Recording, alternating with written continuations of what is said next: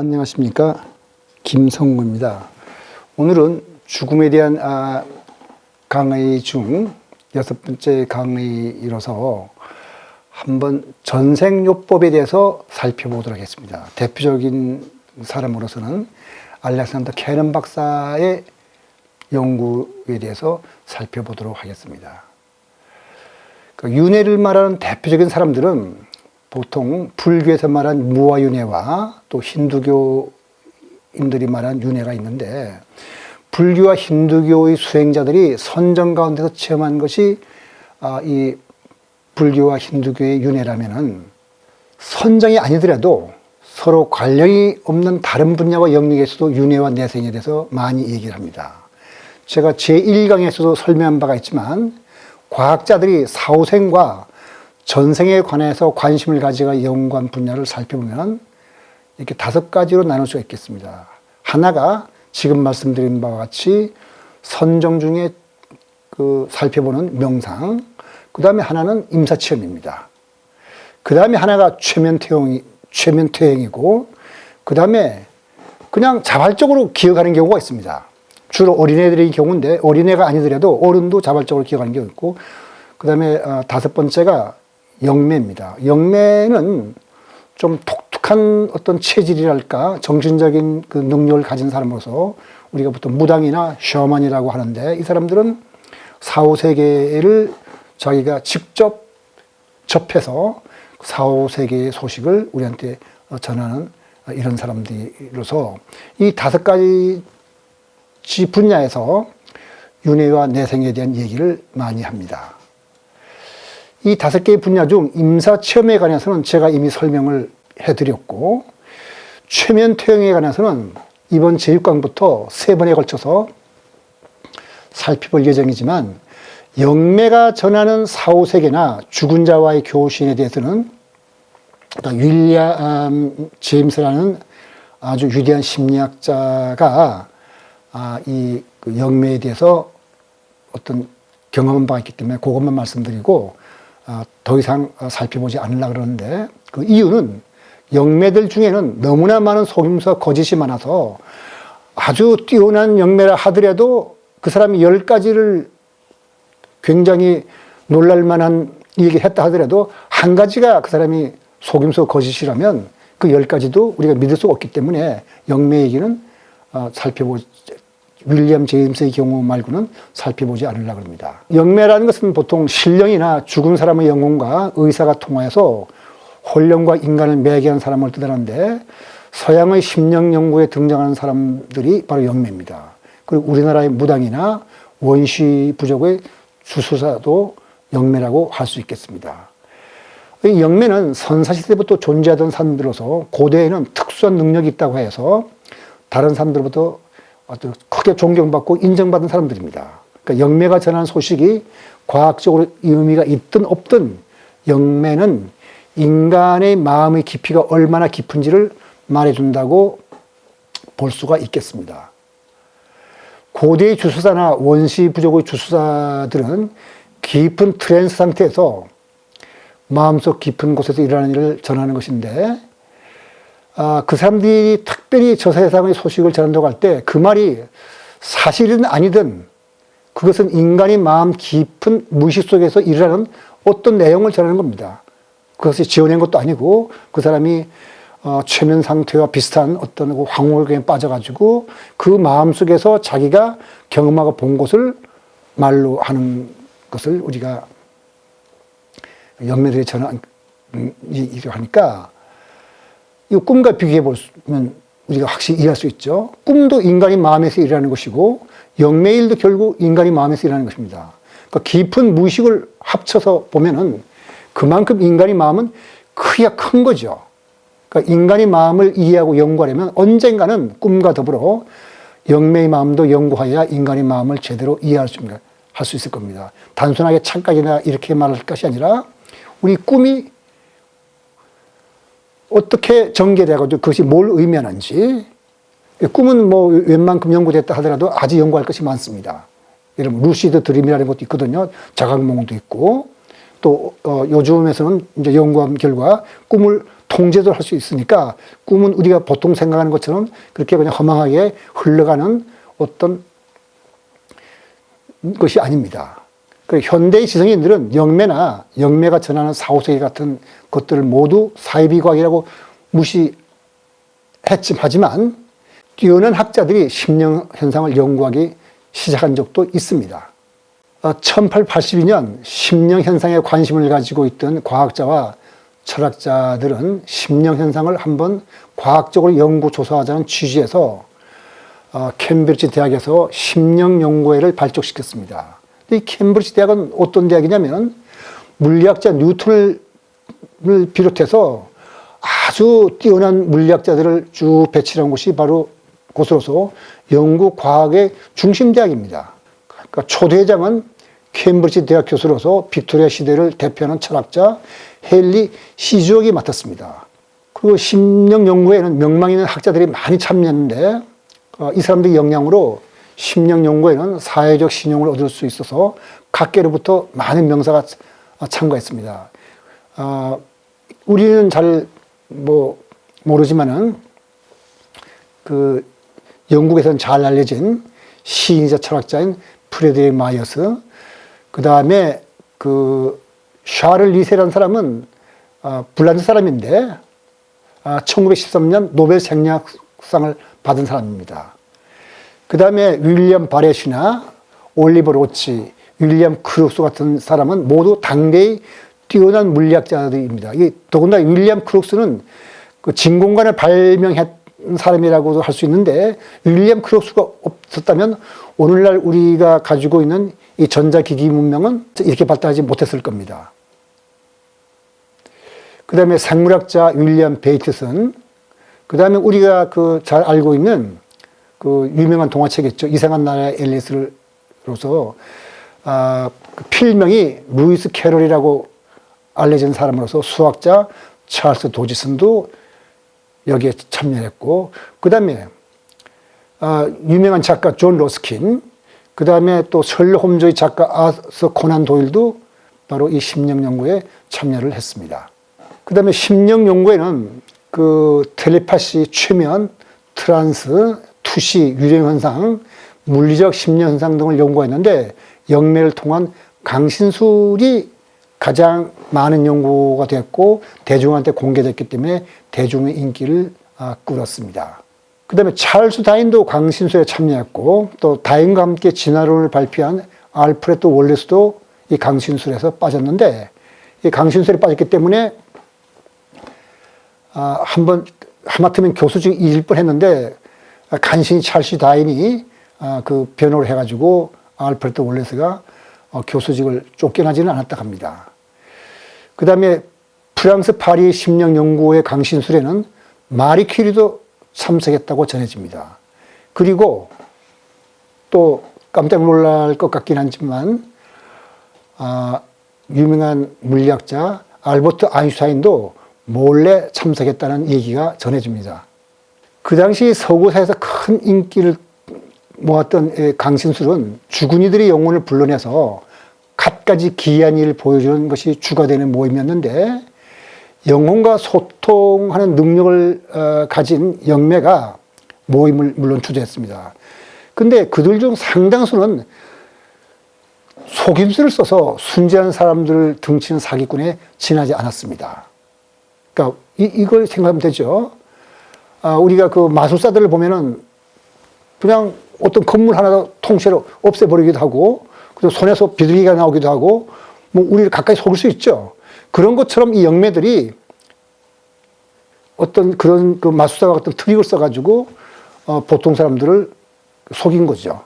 그러니까 19세기 말부터 20세기 초까지 강신술 시연회에는 서커스 입장료 4배를 받아도 사람들이 미어 터지게 찾아왔다 그러니까 아주 멋진 비즈니스라 생각하고 이런 사람들이 자기가 영매라고 자청을 하면서 이렇게 사람을 속인 그런 겁니다. 그러니까 과학자들이 많이 속은 거죠. 그러니까 영매들이 속임수로 여러 가지 신기한 심리현상을 시연해 보였기 때문에 연구회가 그걸 알아차렸습니다. 그래서 이 연구회 사람들은 자기들이 초청해서 그 영매가 어떤 일을 시험하더라도 믿지를 않고 속임수가 있었는지 아닌지를 밝히는데 굉장히 많은 노력을 기울였다고 합니다. 그 연구회의는 또 나름대로 여러 가지 연구를 하고 결과물을 출판했지만 과학계에서 인정을 받을 만한 연구 성과는 아직 얻지 못했습니다. 그러니까 아직 이 사람들을 우리가 사이비과학이라고 부르는 거죠. 그런데 예외가 하나 있습니다. 그게 뭐냐면 미국 심리학의 아버지라고 할 수 있는 윌리엄 제임스인데 이 사람에 의하면 결정적인 거 하나는 있다는 겁니다. 100명이 다 거짓말 했다 하더라도 한 사람이 확실한 얘기를 했으면 그게 유명한 흰 까마귀 이론입니다. 까마귀가 다 검다고 하는데 흰 까마귀 한 마리만 있으면 모든 까마귀 검다는 말을 뒤집어 엎을 수 있는 거죠. 그것처럼 많은 영매들이 다 거짓말하고 속임수를 쓰고 했다 하더라도 어떤 정직한 영매 하나가 진실을 말했다면 그걸로서 사후 세계는 충분히 우리가 인정할 수 있다 하는 것이 유명한 흰 까마귀론입니다. 그래서 요거에 대해서 얘기를 하겠습니다. 그러니까 윌리엄 제임스는 심령 현상을 심리학의 연장선에서 생각해 오던 사람인데 영국 심령 연구에 참석하다가 마침내 1885년 영국 심령학회 설립자 윌리엄 바렉과 협력해서 보스턴에 미국 심령연구회를 설립했습니다. 그 놀랍게도 초대 회장으로는 1875년부터 하버드 대학의 천문대장을 역임하고 1984년부터 존스 홉킨스 대학의 교수인 천문학자 사이먼 뉴컴이 여기에 참석했습니다. 이 고스트 헌터스는 바로 심령연구회 창립에서부터 구성원들의 죽음에 이르기까지 그 내막을 정리하는 곳인데 책의 내용은 주로 윌리엄 제임스와 영매 레오노라 파이퍼의 사후생의 탐구에 대한 것이 주를 이룬다고 할 수 있습니다. 그래서 이 책에 의하면 윌리엄 제임스는 인간의 의식이 꼭 두뇌에 한정된 것만 아니라는 생각을 한 사람이지만 영매들을 믿지 않았고 다 사기꾼들이라고 생각했습니다. 왜냐하면 그 경을 너무 했기 때문에 단지 자기 나름대로의 어떤 그 인간의 의식은 두뇌에 한정된 것만은 아니라는 생각 때문에 영매들이 하는 여러 가지 그 시술이나 기술들을 믿고 구경을 했지만은 사기꾼들이라고 생각했던 겁니다. 그런데 아들이 죽은 후에 장모의 권유로 레오노라 파이퍼를 만나보면 생각이 달라졌다고 합니다. 레오노라 파이퍼는 다른 영매들과는 달리 아주 평범한 가정주부로서 감리교 신자였는데 우연히 어떤 심령치료사의 치료를 받고는 영매의 능력을 갖게 된 사람이라고 합니다. 그래서 이 레오노라 파이퍼는 영매 일을 하는 것이 두렵고 내키지 않았지만 사람들이 도움을 청해오자 그 사람들을 돕는다는 생각으로 트란스 상태에 들어가서 무의식 상태에서 보고 들은 얘기를 하는 사람이었는데 레오노라 파이퍼가 이제 윌리엄 제임스의 그 장모의 권유를 받고 윌리엄 제임스가 이제 그 불러서 그 소위 사후의 세계 얘기를 들려달라고 했더니 윌리엄 제임스에 대한 가족 관계를 쭉 말하면서 아들이 죽었다는 말도 하지 않았는데 아들이 죽었다는 것도 알 뿐만 아니라 아들의 이름까지도 말했습니다. 그 다음에 이 사람들은 영매들이 워낙 거짓말을 많이 하기 때문에 제임스 장인이 자기들만이 아는 어떤 비밀스러운 문제를 제시하고서 슬쩍 물어봤더니 이 레오노라 파이퍼는 그런 문제도 다 알아냈습니다. 그래서 레오노라 파이퍼는 좀 특수한 사람이라는 걸 알고서 이제 미국과 영국에서 까다로운 과학자들이 30년 동안 이 레오노라 파이퍼를 테스트했지만 속임수를 발견한 적은 못했습니다. 물론 트란스 상태에서 말도 안 되는 소리를 한 적은 몇 번 있었다고는 합니다. 그래서 사람들이 사이비 과학에 빠진 것이 아니냐고 힐난을 하자 윌리엄 제임스는 아주 유명한 말을 남겼습니다. 모든 까마귀가 검다는 주장을 반박하려면 단 한 마리의 흰 까마귀를 보여준 것만으로 충분하다. 그래서 영매를 통한 사후세계 탐구에는 속임수라는 어려움이 따르기 때문에 어떤 영매가 진실을 말하는지를 찾아내기가 어려워서 더 이상 영매 얘기를 하는 것은 의미가 없고 단지 윌리엄 제임스 같은 뛰어난 심리학자가 어떻게 영매를 믿게 됐는지 하는 그 계기만은 지금 레오나르도 파이프를 통해서 말씀드리겠습니다. 이제 영매 얘기는 이제 이만하고 최면 퇴행에 관해서 살펴보도록 하겠습니다. 우선 최면이 뭔지를 우리가 한번 생각해 볼 텐데, 최면이나 또는 최면 상태라는 것은 사람이 잠을 자고 있는 것처럼 정신이 몽롱한 상태에서 그 사람을 그 상태로 만드는 사람의 지시에 따라 행동하게 되는 상황으로 많은 사람들이 이해를 하고 있었습니다. 이렇게 최면이 잠에 빠진 상태로 이해됐던 이유는 누군가가 지시하면 그 사람의 지시에 따라 그대로 하는 것처럼 보였기 때문입니다. 하지만 미국 심리학회에서는 최면을 그렇게 정의하지 않습니다. 암시에 반응하는 능력이 향상되어 지엽적인 것들에 대한 의식은 감소하고 초점화된 집중력을 누리는 의식 상태로 정의하고 있습니다. 무슨 말이냐면은 우리 의식이 깨어서 뭘 본다지만은 어떤 한 가지에 몰두해서 그것만 보는 것도 아니고 옆에 있는 배경에 대해서도 다 알고 의식이 분산됐는데, 최면을 심리학에서 어떻게 정의하면은 지엽적인 것들에 대한 의식은 감소하고 어떤 한 가지에 대해서 집중력을 발휘하는 그런 의식 상태로 정의한 것이죠. 그러니까 정신 집중이 잘 된 상태에 있기 때문에 최면은 심리치료의 효과를 촉진해 주는 장점이 많이 있지만, 또 최면에 대해서 많은 오해가 있어서 사람들이 이 심리 치료를 할 때 최면의 활용이 악용될까봐 주저하기도 합니다. 그러니까 최면에 대한 대표적인 오해로는 최면 암시를 거부할 수가 없어서 최면 시술자에게 조종당할 수도 있다는 것인데, 또한 최면이 잠자는 상태와 같아서 피체험자가 스스로를 통제할 수 없다는 두려움도 있지만 그건 사실이 아닙니다. 피체험자가 원하지 않는 암시는 거부할 수도 있습니다. 최면은 혼수 상태와 같이 정신을 잃는 것과는 많이 다르다는 거거든요. 그러니까 피험자 자신이 원하지 않을 경우 최면 상태에 들어가지 않을 수도 있습니다. 제가 최면을 거부하면 최면 상태에 들어가지 않는 거죠. 그리고 최면 상태에 들어가 있다 하더라도 내가 밝히고 싶지 않은 어떤 비밀스러운 말을 암시자가 말하게 되면 깨어날 수도 있습니다. 그래서 한번 이 최면이 굉장히 오해를 받은 거기 때문에 한번 역사를 살펴보도록 하겠습니다. 최면술은 지금 과학계에서 정당한 대우를 받고 있습니다. 그렇지만 한때는 속임수로 취급되었었거든요.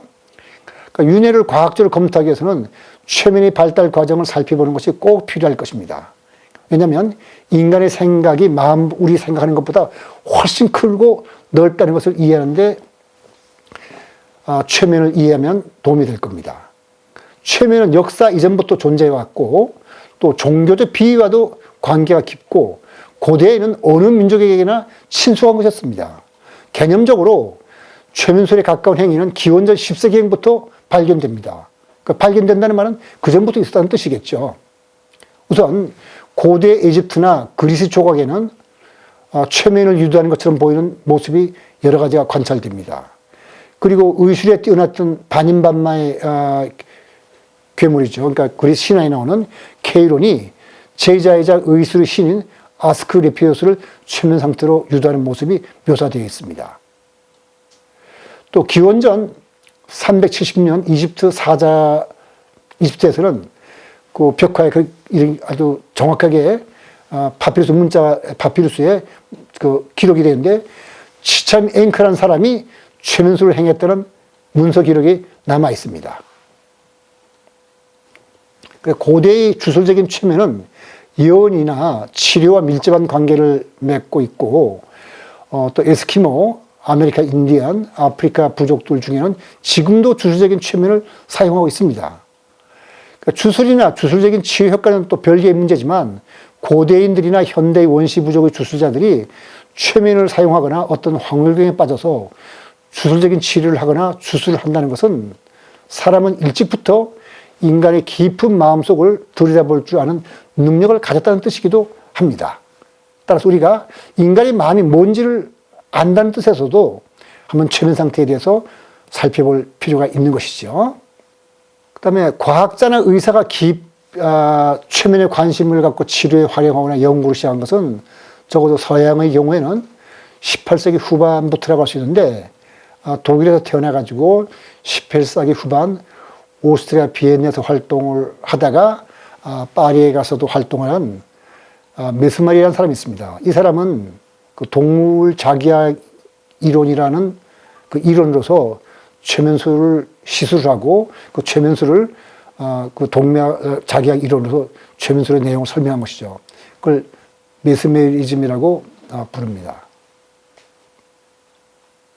그런데 이 파리의 최면술 전문가협회는 메스메리의 최면술에 대한 이론과 그 신뢰를 조사해보고 메스메리즘은 속임수이고 메스메리는 사기꾼이라고 비난했습니다.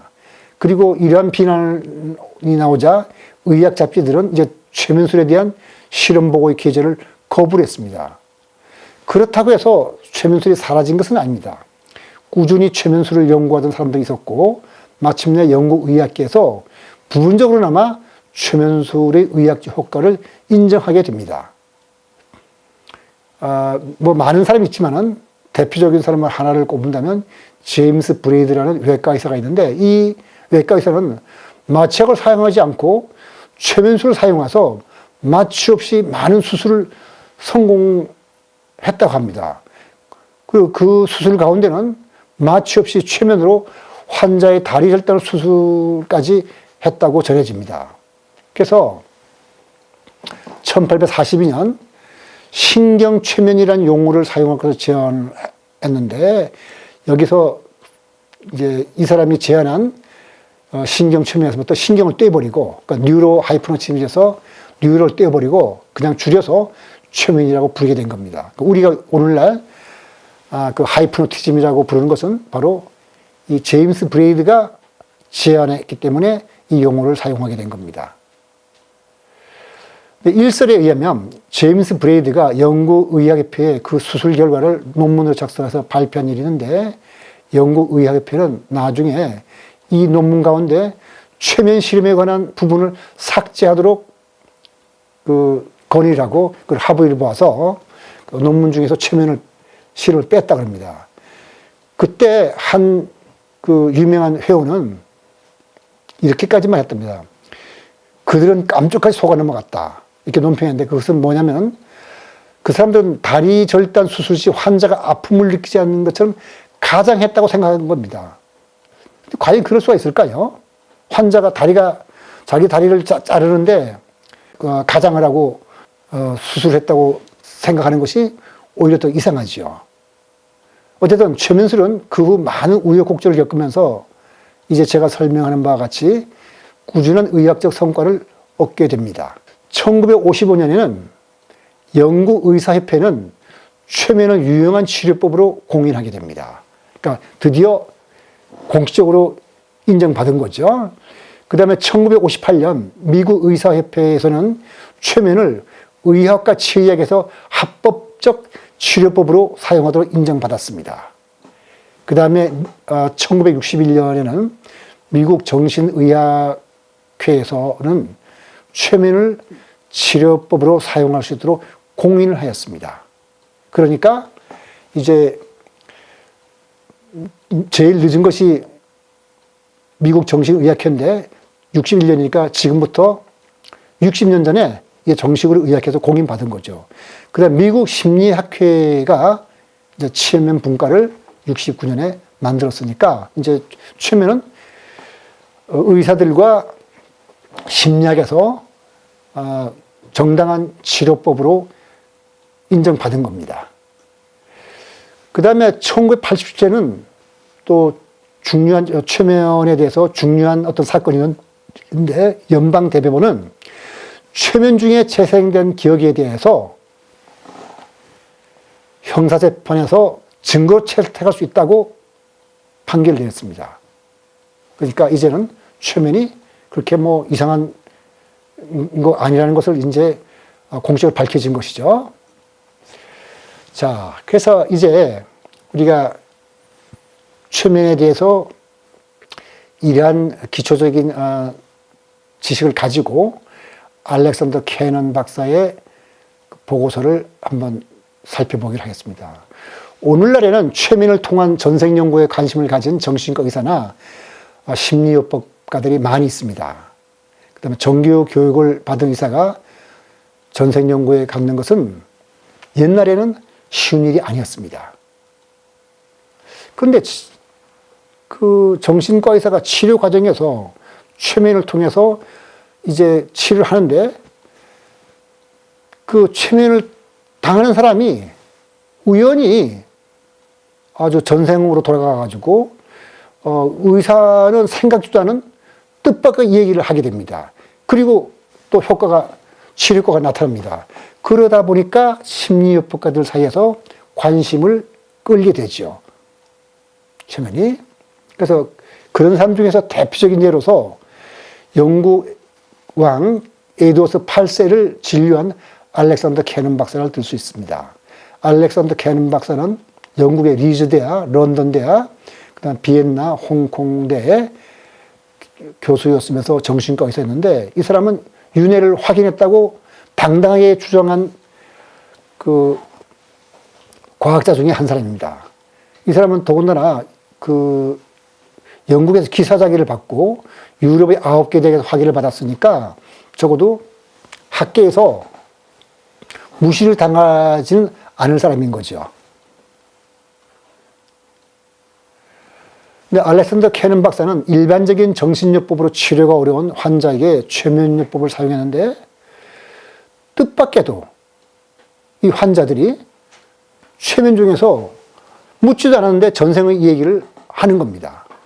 그래서 무수한 임상적 증거를 많이 접했는데도 이 알렉산더 캐넌 박사는 그 윤회론을 믿을 수가 없어서 처음에는 거부하려고 했답니다. 그거를 나중에 자기가 윤회론을 인정하게 되면서 자기 경험을 책으로 썼는데 그 책을 우리나라 말로 번역은 되지 않았습니다. The Power Within이라고 해서 번역하자면 내면의 힘이라는 책인데 거기에서 이렇게 말을 합니다.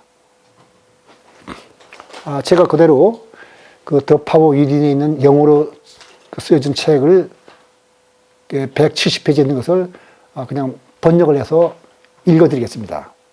그러니까 제가 지금 말씀드리는 것은 그 The Power Within에 있는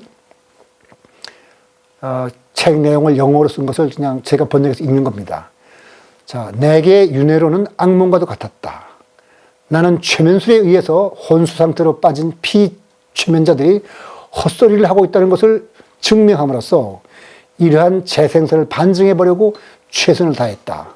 말도 안 되는 얘기라며 이 환자들과 다투기도 했다. 그러나 환자들이 전생을 떠올리느니 끊이질 않았다.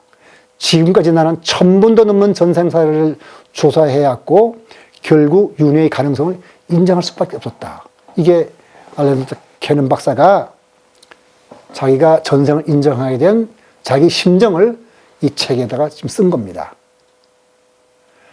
근데 알렉산더 캐넌은 처음에는 과학자 입장에서 영혼도 있을 수 없고 윤회도 없다고 부정을 한 거죠. 그러나 최면술을 이용해서 연령태형을 시켜보니까 뜻밖에도 사람들에게서 전생이 나타나는 경우를 자주 대하게 되자 실험 대상자들이 한 말을 자기가 조사할 수 있는 데까지 조사하게 되었다고 합니다. 조사 결과 세세한 개인사를 알 수 없었으나 그 사람들이 말한 역사적 사실은 자기가 할 수 있는 데까지 조사해 봤더니 적어도 조사할 수 있는 큰 틀에서는 모두 맞는다는 결론을 내리고 이제 환자들이 말하는 전생을 인정하게 됐다는 그런 내용입니다. 그래서 이렇게 조사한 사람들 숫자가 전부 다 1382명인데 여기에 대한 전생 사료를 수집해 가지고 1952년에 내면의 힘이라는 책을 출판했습니다. 이 책을 캐넌 보고서라고도 하는데 이 전생 얘기를 소개하는 것이 캐넌 보고서의 목적은 아닙니다. 이 캐넌 박사는 자기가 정신과 의사라서 인간의 마음을 주로 다루다가 보니까 인간의 마음은 우리가 생각하는 것보다 훨씬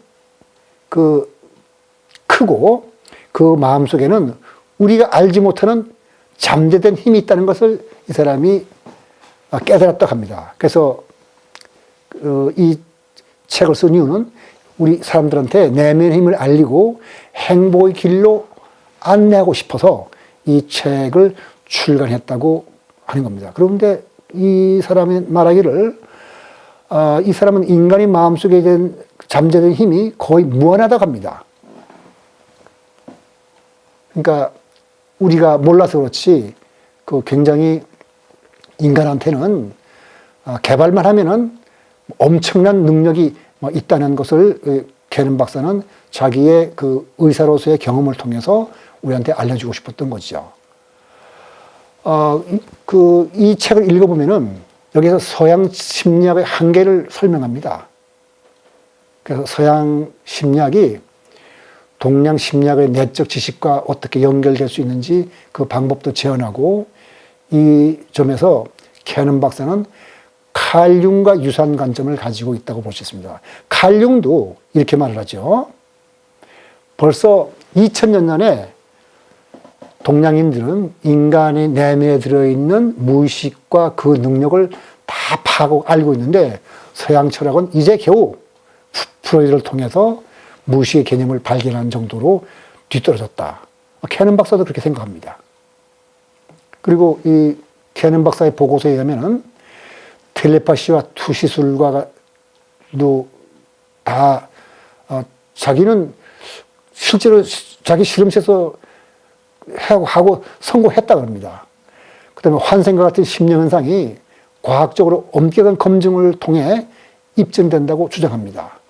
그래서 이런 것들이 바로 인간의 내면에 잠재된 무의식의 위력을 보여주는 것이라고 주장하는데, 거의 이 캐넌 박사가 캐넌 보고서에서 말하는 것은 이 종교인들이 말하는 어떤 영적 능력과 맞먹는다고 말할 수가 있겠습니다. 그러면서 이런 말까지 합니다. 캐넌 박사는 이건 자기가 그 환자를 시술해보고 나서 갖게 된 어떤 신념인데, 프로이드의 업적보다 윤회설이 훨씬 앞선다고 말합니다. 그래서 뭐냐면은 프로이드의 정신분석을 하려면은 몇 년씩 걸리죠. 우리가 그 정신분석을 해가지고 치료를 하면은 제가 알고 있는 어떤 사람의 경험을 하더라도 일주일에 한 번씩 정신분석을 만나가지고 뭐 50번을 시술을 받았다든지, 어떤 사람은 400회를 받았다든지 이런 말들이 있는데, 그게 아니고 최면요법이나 명상을 통해서 굉장히 짧은 시간 동안에 그 치료 효과가 나타난다는 것을 이렇게 말한 겁니다. 프로이드의 업적보다 윤회설이 훨씬 앞선다. 사실 많은 정신의학자들이 전생퇴행을 연구하게 된 것은 캐논의 연구 업적에서 이루어진 것이라고 할 수 있습니다. 그러니까 왜냐하면 이런 걸 연구한다면은 손가락질 당할까봐 쉬쉬하고, 지금도 사람들이 겁을 먹고 자기가 이런 걸 연구한다는 걸 말하지 않는데, 캐넌 박사가 용감하게 이런 걸 그냥 밝힌 거죠. 거기에서 어떤 용기를 얻고 연구한 사람들도 많이 있습니다. 그래서 캐넌 박사의 전생요법을 한번 예를 들으면 이런 겁니다. 캐넌 보고서에 의하면 병이 있을 때 정상적인 치료법은 아무리 치료를 해도 낫지 않는 경우에 전생퇴행을 통해서 조사를 해보면 그런 병들은 전생의 발병 원인이 있다는 겁니다. 그게 바로 유명한 전생요법인데, 캐넌 박사가 말한 사례를 하나 살펴보도록 하겠습니다. 캐넌 박사를 찾아온 어떤 사람이 물만 보면 겁을 낸다고 합니다. 그러니까 이 사람은 정말 바다를 구경한 적도 없고 큰 강 옆에 살지도 않는데 물만 보고 겁을 내니까 살 수가 없죠. 그래서 이 어떤 일종의 정신병이라고 생각하고 정신병 치료를 위해서 캐넌 박사를 찾아온 거죠. 그런데 정상적인 밤 치료법으로는 아무리 치료를 하더라도 소용이 없었습니다. 그래서 할 수 없이 캐넌 박사가 이 사람한테 전생퇴행을 시켜봤습니다. 그랬더니 이 사람이 전생 얘기를 한 겁니다. 자기는 전생에 지중해를 내용하는 큰 상선의 노예였었는데 죄를 지어서 쇠사슬에 묶인 채 바닷물 속으로 던져져서 빠져 죽었다는 것입니다. 그러니까 이걸 확인할 길은 없어요. 이 사람이 최면 속에서 이런 말을 했으니까 그게 뭐 사실인지 아닌지 확인할 길은 없지만 어쨌든 최면퇴를 통해서 전생 얘기를 한 다음에 이 사람이 나온 거예요. 그래서 이 사람 말에 하면 그때 자기가 그 빠져 죽었던 그 기억이 잠재의식 깊은 곳에 남아있어서 금생에 있어서 물만 보면 겁을 낸다는 거거든요. 이건 확인할 길이 없지만 이렇게 그 원인을 의식 위로 떠올리자 그 증상이 사라지고 병이 난 겁니다. 이걸 보면은 우리가 이런 생각을 할 겁니다. 우리가 보통 외상후 증후군이라든지 과거에 있었던 금생의 일입니다만 과거에 어렸을 때 있었던 어떤 고통스러운 경험이나 이런 것이 잠재해 있다가 내가 그것 때문에 의해서 어떤 괴로움을 당하다가도 정신과 의사를 만나서 과거에 있었던 그 사건을 의식에 떠올리면 낫거든요. 차이는 뭡니까? 지금 정신과 의사에서 인정하는 것은 어렸을 때 경험했던 것을 인정하는데 이 지금 최면 퇴행요법에서는 전생의 일이라는 것만 다르지 치료 효과는 똑같은 거거든요. 이런 거를 1000명 이상 경험하다 보니까 알렉산더 캐넌 박사가 도대체가 우리가 정신요법에서 과거의 어떤 그 원인을 의식으로 떠올려서 치료되는 거나 그 원인이 어렸을 때 있었던 것이 아니라 그보다 더 오래전 전생에 있었다는 거나 뭐가 다르냐? 그럼 그 사람이 그 체험을 말하는데 그걸 왜 인정하지 않겠냐? 이것이 캐넌 박사의 주장인 겁니다. 그러니까 정통적인 환자들이 볼 때 캐넌 박사의 연구는 학술적으로 아무런 의미가 없네요. 왜냐 없냐면은 두뇌가 경험할 수 있는 시기 그 범위를 넘어간 거니까요. 그러니까 기억을 한다는 것은 두뇌가 하는 것인데 두뇌가 생기기 이전의 일을 기억하는 것은 있을 수 없어서 그런 거죠. 비록 피실험자가 한 얘기들이 기록된 역사적 사실과 부합한다 하더라도 그것으로 전생의 기억이라고 할 수 없다는 것이 주류학계의 견해입니다. 그런데 꿈을 꾸는 사람처럼 최면된 사람의 무의식적 작용이 아무런 사건이나 지어낼 수도 있고 또는 최면 수사로부터 어떤 암시를 받을 수도 있기 때문에 주류학계에서는 믿지 않는 겁니다. 그러나 캐넌 박사의 사례가 아니더라도 전생요법에 의해서 불치병이나 고질적인 나쁜 버릇이 신통하게 낳는 일이 셀 수 없이 많은 것도 사실입니다. 그래서 이거 많은 예가 있지만 제가 한 가지 예만 더 드리겠습니다. 이제 공개된 거기 때문에 1977년 10월 3일 주간지 타임지에 Behavior, 그 다음에 Where Were You in 1643라는 제목의 기사가 났습니다. 자, 그 기사 내용을 그대로 제가 영어로 쓴 걸 놓고 여러분들한테 읽어드리겠습니다. 낸시 서퍼린인데 33살입니다. 그 캘리포니아의 작가이고 언제나 always had trouble finishing book이란 말은 책이나 기사를 쓰게 되면은 마지막 마무리를 못해요. 마무리할 때 그냥 애를 먹는 거거든요. 뭐냐면 어떤 강한 거부감이 마음에 일어나가지고 아주 그냥 고통스러워가지고 마지막 문단이나 문장을 마무리하지 못하는 거예요. 그래서 고생하다가 결국 로스앤젤스에 있는 그 최면수 시술사 모리스 네터톤이라는 사람을 만나서 시술을 받았습니다. 그랬더니 뭐가 보이냐면은 1677년 미국에서 이단으로서 종교재판을 받는 어떤 부인의 모습이 최면정에 떠올랐습니다. 그러면서 뭐 또 떠올랐냐면은 그 조사관으로부터 그러니까 그 당시 1677년 그 종교재판의 그 조사관들로부터 그 유죄가 증거가 될 수 있는 일기를 감추느라고 애를 쓰는 어떤 부인의 모습이 떠오른 거예요. 그러니까 300년 후에 이미 300년, 1677년이니까 이미 300년 지난 거죠. 그 300년이 지났는데도 불구하고 책을 숨기려고 그러는 거죠, 아직도. 그러나 시술을 받은 뒤에는 이제 괜찮아졌어요. 그러면서 이 사람이 하는 말이 I seem to have a very little problem finishing up things now as if the pattern were decided. 마치 그게 지우개가 싹 지워버리지 마음속에 지워지듯이 이제는 그런 문제가 없다. 자, 이런 것은 우리가 어떻게 받아들여야 할까요? 타임지는 흥미 위주의 자극적인 보도를 일삼는 황색 저널은 결코 아닙니다. 그러니까 타임지에서 전생요법을 소개할 때는 그만큼 전생요법이 효과가 있다고 보았기 때문에 그런 거거든요. 그리고 피체험자가 말하는 전생 얘기가 사실인지 아닌지를 확인하는 것은 참으로 어려운 일입니다. 왜냐하면 최면 속에서 하는 얘기는 대개 몇백 년 전에 이 먼 나라에서 이런 얘기를 한 거거든요. 조금 전 타임지의 경우에 300년 전이었고, 알렉산더 캐넌 박사가 말한 것은 옛날 지중해 다니는 상선이니까 그건 또 그보다 더 먼 옛날이죠. 그거를 확인하는 것은 정말 어려워요.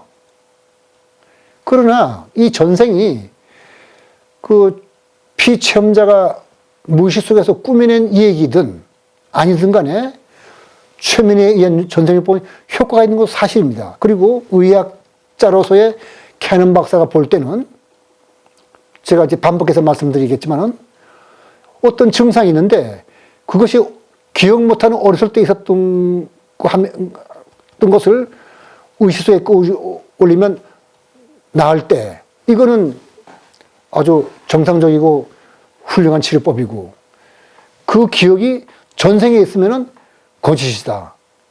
이럴 수는 없지 않겠느냐. 이런 것이 캐넌 박사의 생각인데 저는 캐넌 박사의 생각에 동의합니다. 그러니까 최면퇴행에 의해서 전통적 요법으로는 고칠 수 없는 질병을 고치는 경우가 종종 일어나자 캐나다 토론토 대학의 정신과 교수 휘튼 박사는 실패 처리 박사라는 별명을 얻었습니다. 이건 뭐냐면은 잘 고쳐지지 않아요. 전생에 일어나는 일이기 때문에. 우리가 아까도 말씀드렸지만은 어떤 그 외상후 증후군이라든지 아니면 과거에 있어서 어떤 고통, 아주 기억하기 힘든 것을 잠재기 속에 묻혔을 때 그 병이 되거든요.